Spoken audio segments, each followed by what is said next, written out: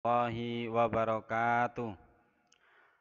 Selamat berjumpa adik-adikku semuanya, anak-anakku semuanya, bapak ibu semuanya, dimanapun Anda berada. Tak henti-hentinya saya berdoa kepada Allah Subhanahu wa Ta'ala.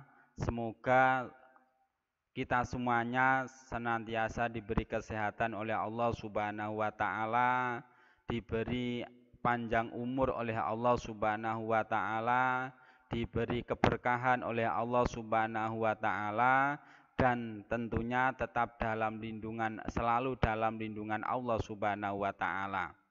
Oke adik-adikku, anak-anakku semuanya, pertemuan kali ini pada pertemuan pembelajaran yang keempat, tema 7, subtema 3 ini, kita akan belajar tentang keselamatan di kolam renang. Kita akan membaca teks, terus menentukan kalimat utama. Kalian juga diajak untuk yaitu berdiskusi. Sekarang kita lanjut. Hai adik-adik, ketika kalian berenang, maka perhatikanlah hal-hal berikut agar kalian terhindar dari bahaya yang tidak diinginkan. Lebih-lebih saat kalian asik berenang. Apa saja itu yang perlu diperhatikan, maka kalian harus perhatikan dengan seksama. Tentunya orang yang lagi renang kan seneng, ya toh, seneng kadang, tapi karena senangnya lagi berenang, karena asiknya lagi berenang, itu lupa bahwa di kolam renang pun juga ada bahaya. Makanya kalian kalau lagi berenang di kolam renang, kalian harus hati-hati. Kalian harus perhatikan apa yang diatur atau tanda-tanda peraturan yang ada di kolam renang. Nih, kalian harus hati-hati. Yang pertama, pakailah pakaian renang. Yang kedua, lakukan pemanasan sebelum mulai berenang.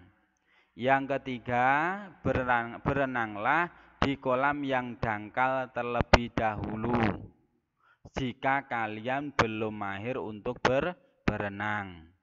Yang keempat, berenanglah bersama teman-teman yang sudah pintar berenang, atau mintalah pada orang tuamu atau orang dewasa untuk menemanimu berenang. Belajarlah meluncur dan mengambang terlebih dahulu di kolam yang dangkal. Nih, yang keenam, ini sayangnya kurang jelas ya.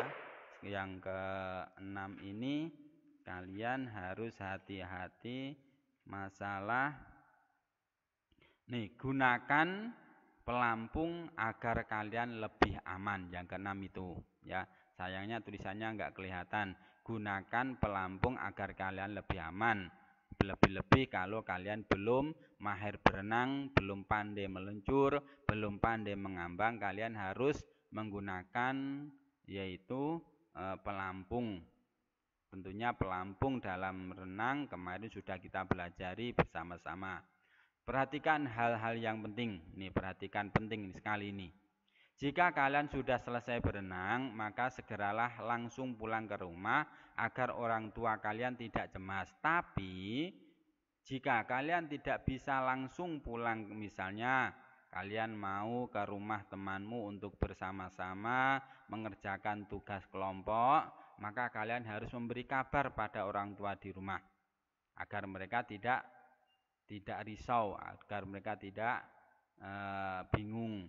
Kalian bisa memanfaatkan telepon atau ponsel untuk menelepon orang tua sehingga mereka tidak cemas menunggumu, kok nggak pulang-pulang kemana. Nah itu loh, makanya kalian harus bersyukur kalian bisa memanfaatkan alat komunikasi yang sekarang sudah canggih, bisa dibawa kemana-mana, bisa digunakan di mana-mana, bisa digunakan jarak jauh. Kalian harus bersyukur kepada Allah Subhanahu wa Ta'ala. Nah, sekarang ayo kita membaca. Kita akan baca bacaan yang berjudul alat komunikasi tulisan. Perhatikan. Sejak zaman dahulu komunikasi secara tertulis sudah mulai dilakukan. Ada surat yang ditulis pada daun lontar. Selanjutnya, surat ditulis pada selembar kertas dan dimasukkan di dalam amplop. Surat akan dikirim oleh petugas pos dalam waktu tertentu. Waktu penyampaian surat tergantung pada jarak tujuan dan biaya pengiriman. Biasanya sekitar 3 hari sampai 1 minggu itu baru sampai ke tujuan atau alamat yang dituju. Nah, misalnya kok jauh, ya semakin jauh tentunya semakin lama. Lah biaya pengirimannya semakin mahal, biasanya semakin cepat. Makanya dulu itu ada surat khusus kilat, ada surat biasa. Kalau surat kilat itu biayanya agak mahal tapi cepat sampai. Tapi kalau surat biasa itu biayanya agak murah cuman agak lambat. Pada abad ke-21 mulai dikenal surat elektronik atau surel. Surel dikirim melalui jaringan internet dengan alat bantu yaitu komputer. Melalui surel, pesan dapat diterima di tempat tujuan sesaat dikirim. Tentu saja, hal tersebut sangat membantu komunikasi. Kini, surel bukan lagi satu-satunya alat komunikasi yang cepat. Melalui telepon seluler, kita dapat berkirim pesan menggunakan aplikasi pesan singkat atau yang disebut dengan SMS. Bahkan saat ini kita dapat saling berkirim data penting melalui ponsel dengan berbagai pilihan aplikasi. Kalau sekarang ada WhatsApp, ada lagi video call. Jadi kalau dengan video call ini bisa bicara dan bisa melihat siapa yang bicara. Bisa seakan-akan seperti bertatap muka dengan orang yang diajak bicara. Padahal orangnya jauh di sana tapi tetap bisa diajak bicara. Inilah kecanggihan teknologi zaman sekarang. Sekarang ayo menulis, kalian latihan menulis. Dari bacaan tadi, temukan kalimat utama dari tiap paragraf. Lalu, tuliskan ringkasan teks alat komunikasi tulisan tadi. Jadi, carilah kalimat utama paragraf pertama itu apa. Kalimat utama paragraf kedua itu apa. Kalimat utama dari paragraf ketiga itu apa. Kalimat utama dari paragraf keempat itu apa, kamu tulis di nomor 1, 2, 3, dan 4. Itu kalian untuk berlatih. Nah, sekarang ayo membaca. Kemampuan dan keterampilan setiap orang berbeda-beda. Namun, perbedaan tidak menghalangi kita untuk bekerja sama. Dengan perbedaan, kita tetap dapat saling membantu. Selain itu, kita dapat saling melengkapi. Hal tersebut dinamakan kolaborasi. Nah, kolaborasi menurut Kamus Besar Bahasa Indonesia adalah perbuatan bekerja sama. Kerjasama merupakan pengalaman sila keempat Pancasila yang berbunyi kerakyatan yang dipimpin oleh hikmat dalam kebijaksanaan, permusyawaratan atau perwakilan. Maaf videonya agak cepat sedikit.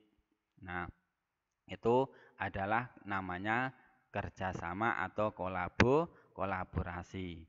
Sekarang kalian untuk berlatih diskusi. Nah, diskusikanlah pertanyaan berikut bersama teman-teman kalian.